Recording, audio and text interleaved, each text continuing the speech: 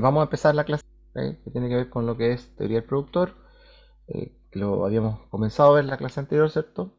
En particular lo que nos interesa, ¿cierto? Es determinar una curva de oferta que en la interacción con la curva de demanda nos permita entregar, ¿cierto? Información acerca de precios y cantidades en términos resumidos, ¿cierto? Lo que vimos en la clase pasada fue la definición de la firma, el objetivo de la firma, lo que es la función de producción asociado a lo que es el mapa isocuanta. Y alcanzamos a ver también lo que es tasa marginal de sustitución técnica y productividad marginal. Vamos a ir directo a lo que es la definición de lo que es tasa marginal de sustitución técnica, que es el concepto que nos interesa. Pero había una pregunta en el control, lo que desean que se siga, que se aclare, ¿ya? En particular, lo que nos interesa, ¿cierto? Es poder tener un concepto que nos permita comprender cuando uno habla de, ¿cierto? De curvas isocuantas que reflejan la transformación de factores productivos como capital, trabajo y otros, ¿cierto? En productos y o servicios, nos interesa tener algunos conceptos asociados. En particular, ¿cierto? Nos interesa tener el concepto de lo que es la productividad marginal, es decir, cuánto producto y o servicio adicionalmente puedo obtener si agrego unidades adicionales de capital y o trabajo. Entonces, en particular, se dice y se va a suponer que la tasa marginal de sustitución técnica es decreciente en el sentido contrario a los punteros del reloj. Ahora, ¿qué significa eso? ¿Y qué implicancias tiene, ¿cierto?, para efectos económicos en una organización? Es lo siguiente.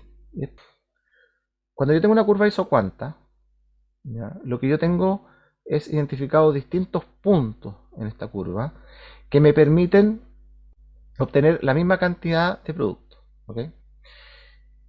Lo que sucede es que cuando uno tiene el concepto de productividad marginal sobre la mesa, particularmente me interesa porque quiero saber cuál es el impacto que tiene, ¿cierto?, el aumentar cierta cantidad de factores productivos, ¿ya?, en una empresa.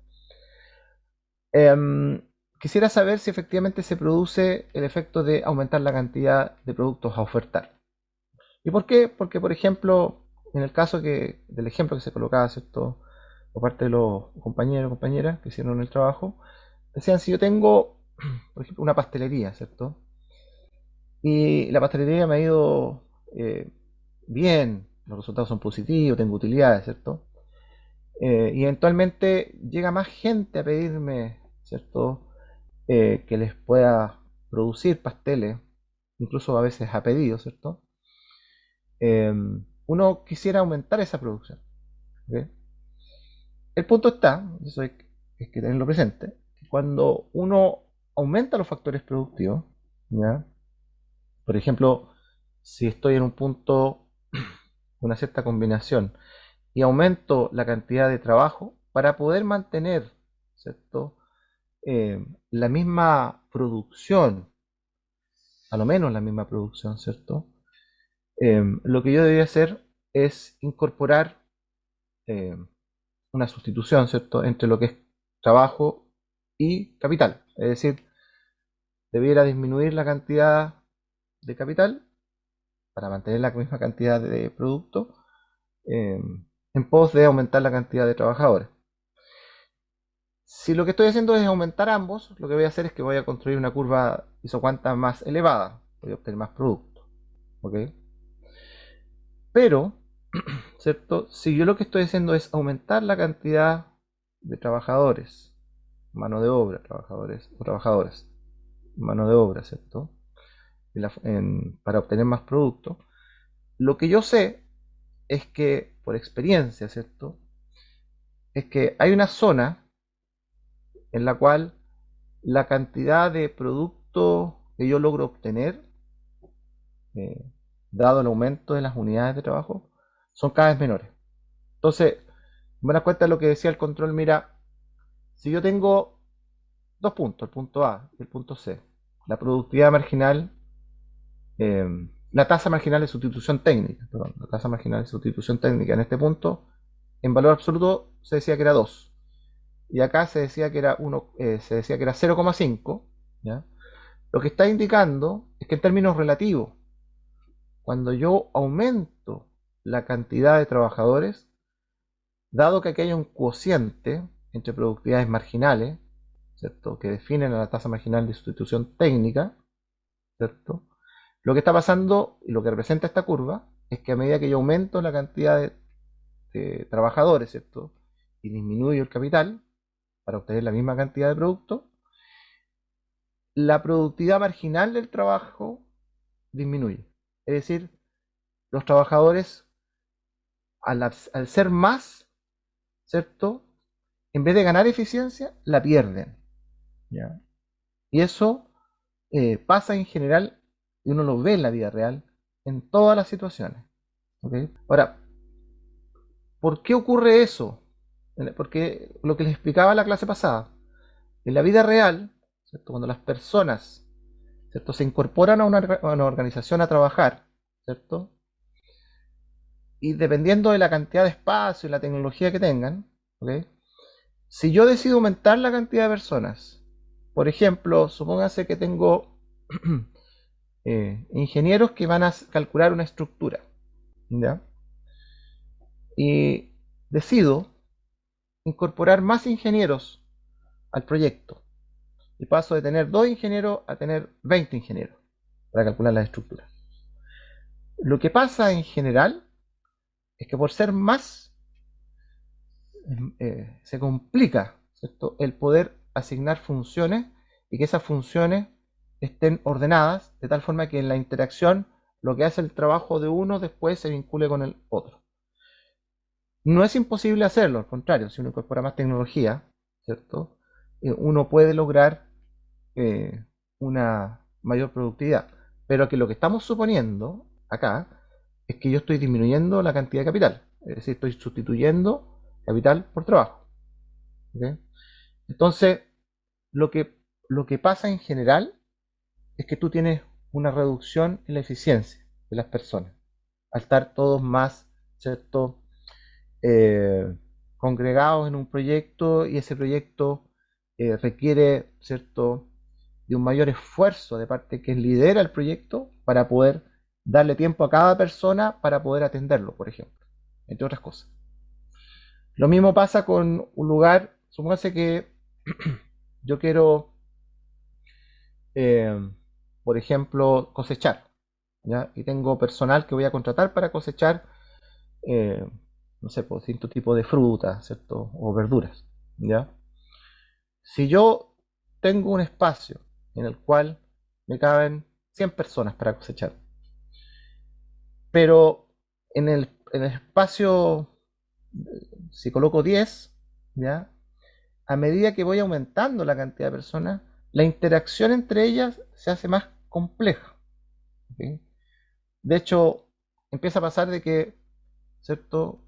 A veces no tiene claridad respecto al, ¿cierto? Cuál es la zona que tiene que llegar, o se empieza a duplicar el hecho de que uno va y dice, no, este lugar es mío, no, es que esto no, acá me corresponde porque fue definido de esta manera, entonces se empieza a complicar, ¿cierto? Cada vez más, y eso implica que al final, la cantidad de producto que yo voy a lograr obtener, ¿cierto? En términos de cantidad de personas y cantidad de productos que quiero lograr, empieza a reducirse cada vez más. Y hay un montón de ejemplos que uno puede tener. En la realidad me ha tocado ver casos en los cuales, no por el aumento de cantidad de personas, sino que por el incremento en la cantidad de capital, sistemas informáticos que valen millones de dólares, implementados para vincular el trabajo de las distintas filiales de una organización, donde hay una matriz, o hay otras empresas, ¿cierto? En el intento de tratar de congregar todo en un solo sistema, hay organizaciones que han terminado casi quebrando.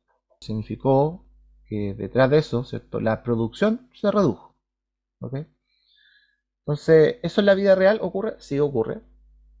Y lo que está reflejado acá es justamente eso, porque es que tú a medida que aumentas el trabajo, si tú estás en el punto A, ¿cierto? versus el punto C, a medida que va aumentando, la productividad marginal de trabajo disminuye, es decir, las unidades adicionales de trabajo por unidad de trabajo, ¿cierto? Las unidades adicionales de producto, perdón, que se obtienen, producto y servicio, que se obtienen por unidad de trabajo adicional, va disminuyendo, ¿ok? A medida que me voy moviendo sobre la curva de Socot. Y por eso que en el problema que colocábamos en el control, ¿cierto? Si este es 2, la pendiente es 2, mucho más grande la pendiente que 0,5, a modo de ejemplo lo poníamos en el control, ¿cierto? Lo que va a pasar es que es 2 acá, porque mientras menos unidades de trabajadores tengo, la productividad es mayor, productividad marginal. Pero a medida que voy aumentando, esa productividad marginal empieza a disminuir, por lo tanto, en términos relativos, ¿cierto? Lo que me empieza a pasar es que se vuelve más improductivo tener más trabajadores y se vuelve más productivo tener más maquinaria, obviamente, que sería la contraparte. ¿Respondo con eso a la pregunta del control? Sí, profe, gracias. Perfecto. Profe, una pregunta. ¿Sí? En este mapa, la productividad marginal del capital sustituye la del trabajo cuando se avanza mucho a la derecha, pero ¿en ¿Mm? qué punto ya deja de suplirlo? Como, ¿cuándo se puede llegar a ir como a quiebra a pesar de la productividad marginal del capital? A ver, en esta curva tal cual la tenemos dibujada, ¿cierto? Que es una curva que es asintótica respecto a los ejes de capital y trabajo. Estamos suponiendo que esto es infinito, en teoría. ¿Ok? Ahora, si nosotros quisiéramos llevarlo a la realidad, probablemente vamos a tener un punto donde la curva va a estar truncada, ¿ya? En donde voy a tener un límite en términos de sustitución uno versus el otro. ¿Ok? Pero en términos teóricos, lo que estamos suponiendo es que esta curva eh, no tiene límite. Ahora, si uno quisiera llevarlo a la realidad, en la realidad, ¿cierto? Uno, para poder hacer esos análisis, tiene que tener en cuenta esta relación, ¿cierto? Que es de producción. Tiene que tener en cuenta qué es lo que aporta cada uno de los factores productivos. Por ejemplo, uno sabe que en términos tecnológicos, cuando uno está trabajando, un computador, hay una relación de un computador, un ingeniero, ya para el trabajo.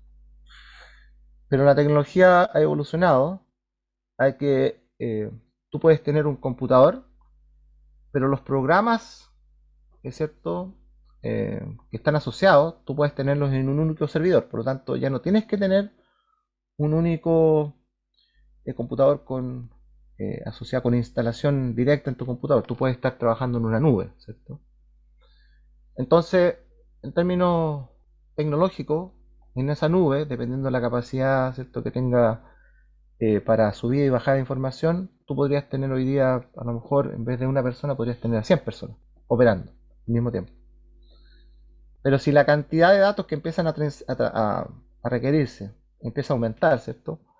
Probablemente esa productividad asociada a la cantidad eh, de veces que estoy corriendo un programa que requiere mucho procesamiento de datos, ¿cierto? Va a hacer que el resto pierda productividad. Entonces, eh, cuando yo analizo, ¿cierto?, la situación de tener en mi computador, ¿cierto?, versus tener un servidor, el programa, probablemente si yo tengo que hacer un uso muy intensivo de memoria RAM o, ¿cierto?, de la velocidad en los cálculos que yo requiero, probablemente lo que yo voy a necesitar es tenerlo instalado en el programa en mi computadora. Entonces, en tu pregunta va a depender mucho de los factores eh, tecnológicos en el cómo se logren, ¿cierto?, estar resolviendo las problemáticas que tiene cada usuario en ese caso. Perfecto, gracias, profe. ¿Ok? ¿Más dudas? ¿Me pregunto?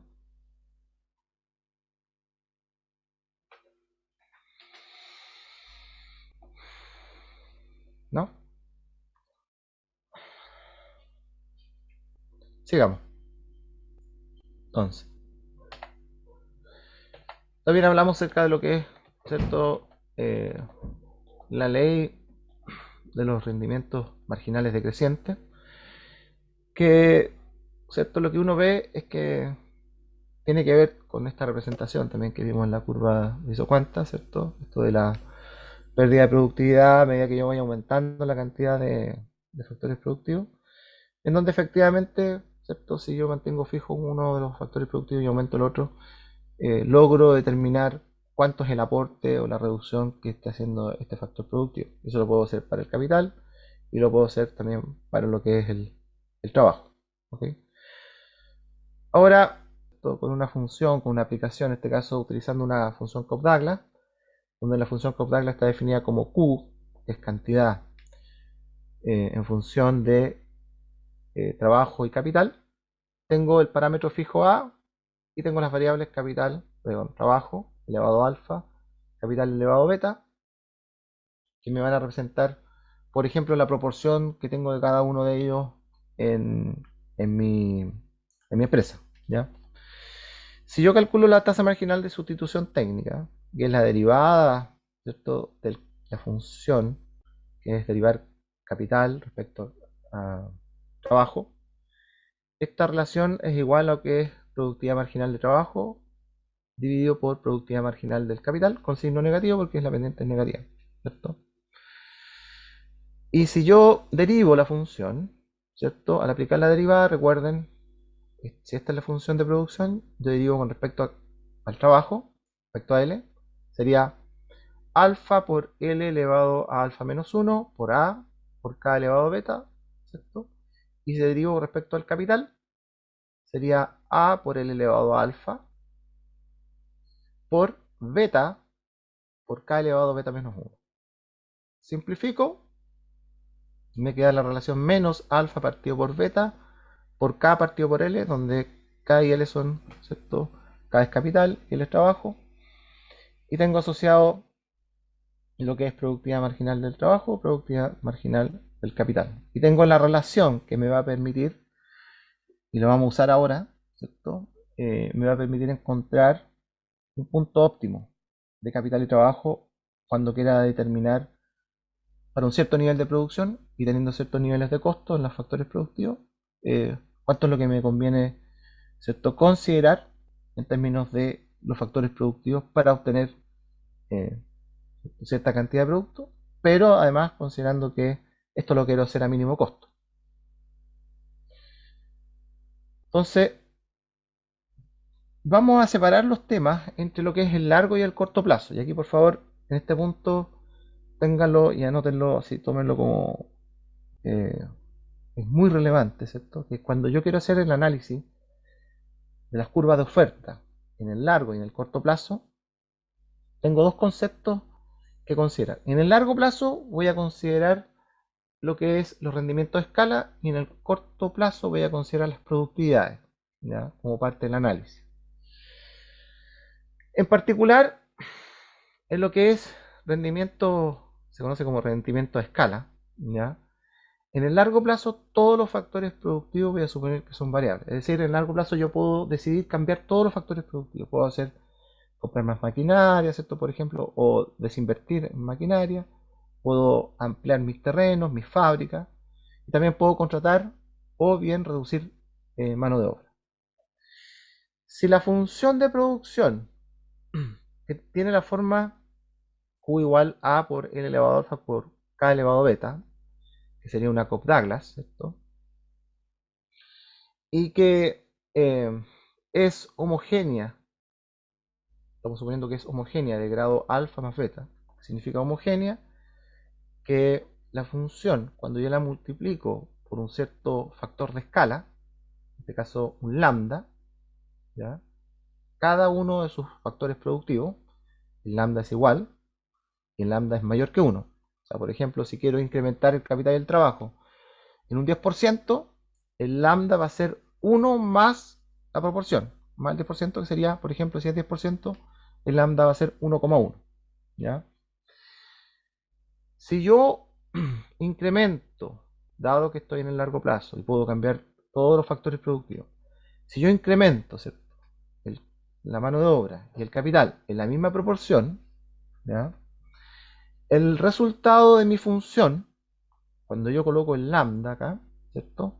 Fíjense, como es una función que está multiplicándose entre los factores productivos, el lambda, ¿cierto?, acompaña al L y además acompaña acá, por lo tanto yo puedo, ¿cierto?, separar el producto en un lambda elevado a alfa más beta, ¿cierto? Y me queda un producto entre la función original, en donde tengo el factor a, l elevado a alfa, k elevado a beta, por el multiplicador, ¿cierto?, que representa cuánto estoy aumentando proporcionalmente L y K, elevado, en este caso, a alfa más beta, que son los exponentes que acompañan, en este caso, a la mano de obra, L, y al capital, esto que sería beta. Si yo tengo que alfa más beta es mayor que 1, dicha función va a tener lo que se conoce como rendimientos crecientes de escala. ¿Qué significa eso? Fíjense, si estoy aumentando en un 10% la cantidad de factor productivo, trabajo y capital, en ese caso, lo que yo voy a obtener es que la proporción, ¿cierto?, al ser mayor que 1, alfa más beta, la proporción en que aumenta la cantidad de producto respecto a lo que originalmente tenía, no había aumentado, ¿cierto?, todavía el capital de trabajo, va a ser mayor al ser alfa más beta mayor que 1. Por ejemplo, si fuera 2, es decir, si lambda fuera elevado al cuadrado, y estoy incrementando en 10%, sería 1,1 elevado al cuadrado, 11 elevado al cuadrado es 121, sería 1,21. ¿Ok? Es decir, estoy aumentando la cantidad de producto en un 21%, siendo que en realidad lo que estaba haciendo en términos de capital y trabajo es aumentarlo solo en un 10%. ¿Se entiende? Entonces, la función tiene, si alfa más beta es mayor que 1, rendimientos crecientes a escala. Si es igual a 1, los rendimientos son constantes a escala. ¿Por qué? Porque fíjense, el lambda sería elevado a 1, sería el mismo lambda con el cual estoy amplificando la mano de obra y el capital. Por lo tanto, ¿cierto?, el factor de amplificación es el mismo lambda, es decir, va a ser el mismo 10%. A diferencia, si alfa más beta es menor que 1, los rendimientos van a ser rendimientos decrecientes a escala, porque en ese caso voy a tener un menor porcentaje de aumento de la cantidad de producto. Lo voy a obtener dado, ¿cierto?, el aumento proporcional de ambos factores productivos. ¿Me siguen hasta ahí o no? ¿Alguna duda? Profe, yo tengo una pregunta con el primero. Es que no entendí bien el creciente esa escala. Ok. Pensemos en lo siguiente. Suponte que yo amplifico en un 10% adicional cada factor productivo. ¿Ok? ¿Qué significa amplificarlo? Significa que eh, el lambda, ¿cierto?, va a ser un valor que va a ser 1 más el porcentaje de aumento. Como el porcentaje de aumento es un 10%, el lambda sería 1,1, es decir, 1,1 multiplicando a L y 1,1 multiplicando a K. Como lambda es igual, ¿cierto?, sale de la función, pero, ¿cierto?, de alguna manera amplificada por un exponente que está asociado a alfa y beta, en este caso es alfa más beta. Si alfa más beta es mayor a 1, es decir, por ejemplo, fuera 2, si fuera al cuadrado, como lambda, ¿cierto?, es 1,1, 1,1 por 1,1 sería al cuadrado, ¿cierto?, es 1,21. Y eso, 1,21, me está indicando que la producción, que está acá, esta producción inicial, la estoy amplificando por un porcentaje que es un 21%, siendo que cada uno de los factores productivos lo estaba amplificando por un 10%, es decir, por 1,1. Por lo tanto, el hecho que sea alfa más beta mayor que 1, en ese caso, ¿cierto? Para esta función, ¿cierto? La función de producción va a tener lo que se llama rendimientos creciente escala. Ya, muchas ¿Cierto? gracias, profe. ¿Ya? ¿Alguna duda? ¿Alguna otra duda respecto a esto? Sí, profe, yo tengo una pregunta. ¿El lambda es un factor de crecimiento? Sí, sí. Ya, Pero, vale. pero que está representado como 1 más el factor de crecimiento. Es decir, si lambda, si el factor de crecimiento es un 10%, va a ser 1 más el 10%. Sería Ah, ya, 0,1. Sería ya, 1,1. ya, bacán, gracias. ¿Ok? ¿Alguna otra pregunta?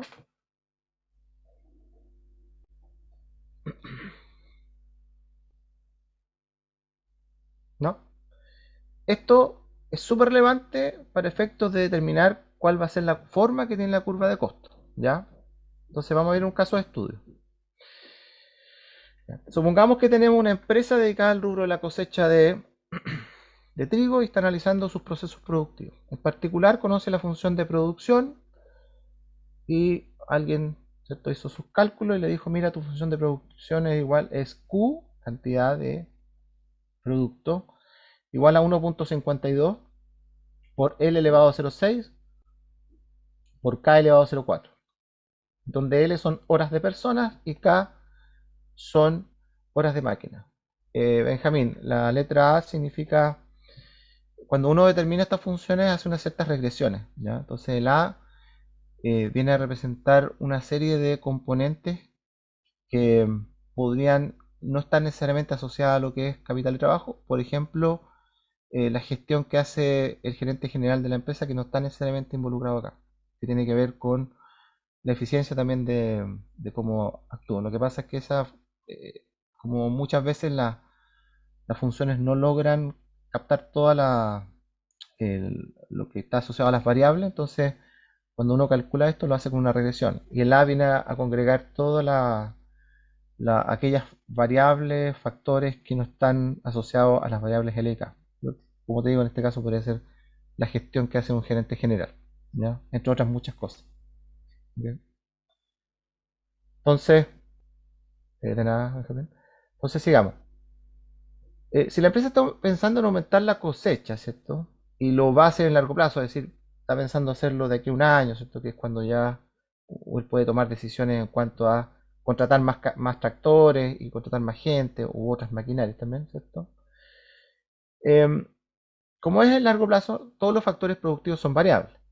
Por lo tanto, me voy a remitir a analizar el contexto de la función. Y la función en particular, ¿cierto? Dado que los exponentes, alfa y beta, suman 1 en este caso, los rendimientos serían constante escala. Se fijan que 0,6 más 0,4 es 1, por lo tanto voy a tener rendimientos constante escala. Es decir, en la proporción en que aumente los factores productivos, va a aumentar también la producción, de igual forma. ¿Ok?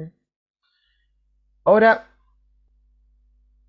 y acá lo que vamos a tratar de asimilar es tratar de interpretar qué significa esto de tener distintos tipos de rendimientos, pero en particular vamos a hacer el ejemplo, ¿cierto?, con los rendimientos a escala que son constantes. Pero vamos a aprender, y ahí ese es uno de los objetivos que tiene este ejercicio, es que existe una relación entre los rendimientos a escala y la forma que tiene la función de costos, que de alguna manera esa función de costo nos va a representar pues la curva de oferta en el largo plazo. ¿Okay? Entonces, la pregunta que nos interesa responder es qué combinación de factores productivos se debe elegir de tal forma que bajo el criterio de eficiencia económica se obtenga un nivel de producción óptimo. Entonces, cuando nosotros queramos obtener un nivel de producción óptimo, ¿ya? Lo que nosotros vamos a tener que analizar es o resolvemos el problema de maximización de producción sujeto al gasto que tengo asociado a los factores productivos. Recuerden que el gasto está representado por el salario, que es W, por la cantidad de trabajo, más el costo asociado al capital por las unidades de capital. ¿Okay? Entonces, voy a maximizar la cantidad de producción asociada a la función de producción, sujeto a esta restricción de gasto. O bien, voy a minimizar los costos asociados a esta función de gasto, sujeto a un cierto nivel de producción, en donde ambos problemas me llevan a la misma solución. ¿Ok? En este caso voy a obtener el Q asterisco y acá el C asterisco, pero en ambos casos voy a lograr obtener lo que es cuánto es lo que me conviene producir y a qué costo. Ahora, como ya nosotros hicimos el ejercicio, ¿cierto?, asociado a lo que es teoría del consumidor, sabemos, ¿cierto?, sin tener que entrar en el detalle, estar de alguna manera resolviendo el problema del lagrangiano, ¿cierto?, aplicando el multiplicador de Lagrange, sabemos que cuando nosotros tenemos una curva, en este caso como esta, que es una isocuanta, y tenemos una curva de presupuesto, que en este caso se llama isocosto, ¿ya?, el punto óptimo va a estar dado por el punto de tangencia, es decir, el punto de máximo nivel de producción que le conviene a la empresa va a estar dado por aquel punto que, ¿cierto?, se toca, ¿cierto?, es tangente con la curva isocosto. ¿Y dónde ocurre eso? Eso ocurre cuando la tasa marginal de sustitución técnica es igual que la relación de precios relativos de los factores productivos que estoy considerando. Es decir, si la tasa marginal de sustitución técnica es la productividad marginal del trabajo dividido por la productividad marginal del capital con signo negativo, ¿cierto?, la pendiente es negativa, esta va a ser igual en el punto de equilibrio a la relación de precios de cada uno de los factores productivos, donde W es el precio del trabajo y R es el precio del capital. Si lo llevamos esto a una función Cobb-Douglas como la que hemos definido, ¿cierto?, sabemos, y ya lo calculamos, que la tasa marginal de sustitución técnica es alfa K partido por beta L, lo que es igual a W partido por R. Si eso lo representamos y reordenamos los términos, vamos a tener nuevamente, ¿cierto?, una relación de equivalencia entre productividades marginales por peso gastado en cada uno de los factores productivos, y que se va a cumplir la igualdad entre estas relaciones cuando yo estoy en el punto óptimo. ¿Ok? Es decir, cuando tengo la combinación óptima de factores productivos y estoy trabajando un mínimo coste y un máximo nivel de producción, se da cuando las productividades marginales por peso gastado de cada uno de los factores productivos es igual. Veamos un ejemplo. Supongamos que queremos buscar la combinación óptima de trabajo y capital que nos permita obtener 100 unidades de producto.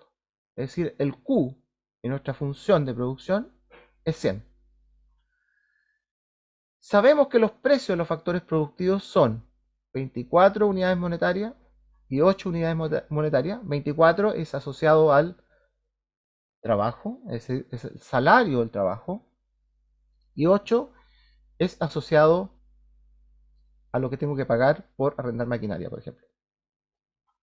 Entonces, si yo tengo una función de producción, que es la que estamos usando en nuestro ejemplo, Q igual 1.52 por L elevado a 0.6 por K elevado a 0.4, donde sé que alfa más beta igual a 1, es decir, los rendimientos son constante escala, ¿cierto? Para poder resolver el problema, que es buscar la combinación óptima de capital y trabajo, eso es lo que nos piden, para un cierto objetivo de unidades, lo que tenemos que hacer, ¿cierto?, es aplicar las condiciones de optimalidad. Las condiciones de optimalidad, insisto, es tasa marginal de sustitución técnica igual a la relación de precio de los factores productivos. Si yo tengo que la tasa marginal de sustitución técnica es igual a productividad marginal de L partido por productividad marginal del capital, eso en la Cobb-Douglas que tenemos acá es menos alfa partido por beta por K partido por L, donde alfa era 0,6, beta es 0,4, por lo tanto queda 1,5 negativo por K partido por L. Y por otro lado, tengo la relación de precios de cada uno de los factores productivos. Tengo 24 asociado al trabajo, que es W, 8 asociado al capital, que es R.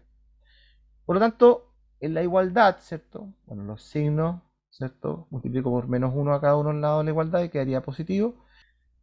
Si tengo la relación entre factores productivos, gracias a la relación, ¿cierto?, de tangencia, que tiene que ver con la relación de igualdad de las pendientes de ambas curvas, la curva iso cuanta y la curva iso costo. Luego esta relación la puedo reemplazar en esta función de producción, donde recordemos que lo que queremos es obtener 100 unidades de producto, que está acá, sería el Q, es igual a 1.52 por L elevado a 0,6 por K, pero K es 2 veces L, que sería expresado acá, elevado a 0,4, y por lo tanto si reemplazo obtengo que L es igual a 50, es decir, 50 unidades de trabajo. Puede ser horas, puede ser cantidad de personas, dependiendo de lo que estoy midiendo. ¿Ya?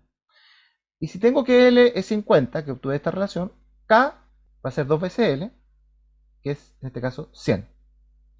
Ahora, como tengo la cantidad óptima de trabajo y de capital, dado que me estaban pidiendo cierta cantidad de unidades de producto, tengo también identificado la relación de costo para producir esas 100 unidades, dado que la relación de costo asociada a lo que es factores productivos versus su precio respectivo, ¿cierto? Tengo lo siguiente, 24 pesos, ¿cierto? O unidades monetarias por, ¿cierto? Cantidad de mano de obra, en este caso es 50, lo mismo acá para el caso del capital, 8, ¿cierto? Que sería unidades monetarias por cantidad, por unidad de capital, de capital en este caso, que sería 100, y me entregaría un valor de 2000 unidades monetarias en lo que respecta al costo. ¿Cuál es la gracia de esta relación? Es que estoy obteniendo la combinación óptima de capital y trabajo, ¿cierto? Y además estoy obteniendo el costo que me significa producir estas 100 unidades, dado que tengo, ¿cierto?, la combinación óptima de capital y trabajo, y además tengo los precios asociados a cada uno de ellos. Pregunta, hasta acá, hasta este punto.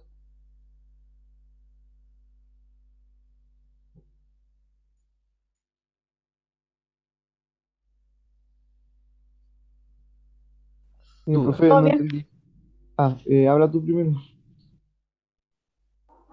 ¿o no? Bueno, profe, es que no entendí por qué eran 50 unidades de trabajo. ¿Ok? Am, pensemos en una empresa, ¿cierto? Que, bueno, en este caso que quiere cosechar trigo, que le hacen un pedido. Ya le dice, mira, necesitamos 100 unidades, 100 fardos de pasto, por ejemplo, ya para el forraje de los animales. Tú para eso tienes disponible cantidad de mano de obra, y tienes, o sea, tienes que contratarla. Estamos en el largo plazo y sabes que esas 100 unidades las vas a tener que tener de aquí a un año más. Entonces tienes que contratar mano de obra y tienes que contratar capital, maquinaria. ¿Ok? Entonces, te dice, mira, eh, tú, tú eres el dueño de la finca o en este caso del fondo, y contratas a un ingeniero para que te ayude a construir cuál es la función de producción que te permita determinar cuál es el nivel óptimo, combinación óptima de capital y trabajo para poder, ¿cierto?, obtener esas 100 unidades. ¿Ya? Entonces, el ingeniero va y te entrega la función. Entonces, mira, en base a los antecedentes que tengo y he hecho varios estudios de benchmarking con otras empresas, esta es tu función de producción, ¿ya? De capital y trabajo. Es decir, con distintas combinaciones de capital y trabajo, tú vas a obtener el mismo Q. Te la entrega y a continuación tú le preguntas, oye, pero ¿sabes qué? Quiero hacerlo esto a mínimo costo. ¿Ok? En ese caso, lo que tú tienes que hacer es resolver un problema de optimización, ¿ya? Que es, por ejemplo, obtener el mínimo costo sujeto a un cierto nivel de producción, que es el que te están indicando, 100 unidades. ¿Ya? Pero ¿qué implicancias tiene eso en términos de resolver el problema? Y viene el ingeniero y le explica, o te explica a ti si tú eres el dueño. Te dice, mira, para obtener el óptimo de producción, que son 100, a mínimo costo, lo que tú tienes que hacer es igualar la tasa marginal de sustitución técnica de esta función, que es la relación entre productividades marginales de mano de obra y capital, con la relación de precios que hay en el mercado de los factores productivos. Entonces tú vas al mercado, cotiza y dices, a ver, la mano de obra me está cobrando 24, si son horas, las horas que tú necesitas, 24 pesos por hora, por ejemplo. Y el capital me están cobrando 8 pesos por hora si es horas de maquinaria, ¿ya? Entonces, si tienen los precios, los factores productivos, y a continuación, ¿cierto? Tienes además esta función de producción con la condición de optimalidad, ¿cierto? Lo que tú haces es calcular esta tasa marginal de sustitución técnica, que no es otra cosa que calcular las productividades marginales de L y K, que para el caso de la función caudal que tenemos es alfa K partido por beta L, que es 0,6 K partido por 0,4 L, y que eso a su vez es igual a 1,5 veces K partido por L, ¿ok? Pero esta relación además es igual a la relación de precio de los factores productivos, donde tenemos que el factor productivo trabajo tiene un precio W, que está acá, que es 24, que es el que está acá, y el capital, que es R, tiene un precio que es 8. Entonces, si tú despejas esta relación, te queda que K igual a 2 veces L. ¿Ok? Y como K es igual a 2 veces L, tú lo que haces es reemplazar esta función acá y tú determinas, considerando que 100 es igual a 1.52 por L elevado a 0,6 por 2L y todo esto elevado a 0,4, ¿cierto? Tú vas y reemplazas, ¿cierto? El L en función de la producción que es 100 y encuentras que L es igual a 50 unidades de trabajo. Ah, ya, sí, es que no he visto bien como la fórmula, pero claro, ¿Mm? sí tiene sentido. Y otra cosa, profe, pero ¿por qué es necesario reemplazarlo en la fórmula si ya tenemos la relación de que K igual a 2L? Para poder obtener cuáles son los valores, porque tú no tienes a priori, no sabes cuánto vale A y cuánto vale L. Entonces, para poder obtener en unidades de trabajo y de capital, tú reemplazas esto en la función y obtienes cuánto es trabajo. Y después, como tienes la relación entre K y L, una vez que tú obtuviste 50, obtienes la cantidad de capital. Ah, ya, ya, sí, no lo había visto. ¿Se Gracias, profe. entiende? Sí, sí, se entiende. Sí. El Gracias. 1.32 nace para contestar a Elizabeth o Lucas, no sé, alguien estaba preguntando. Que 2 es elevado a 0,4, es 1.32. ¿Ya? Y después, a continuación, lo que hago para calcular cuánto me cuesta esto, ¿cierto? Porque quiero saber cuánto es lo que tengo que tener de presupuesto como parte, ¿cierto?, del análisis que tengo que hacer en la empresa y cuánta plata a lo mejor tengo que pedir al banco para poder hacer las contrataciones de los factores productivos. Es que reemplazo, pues. Reemplazo en la función de isocosto, que viene a ser 24 pesos por unidades de mano de obra por 50, más 8 pesos por unidades de capital por 100, y me da 2000, que vendría siendo el costo mínimo o la forma más barata de producir esas 100 unidades. ¿Más dudas acá? Estamos terminando la clase, ¿eh? ¿Preguntas respecto a este ejercicio?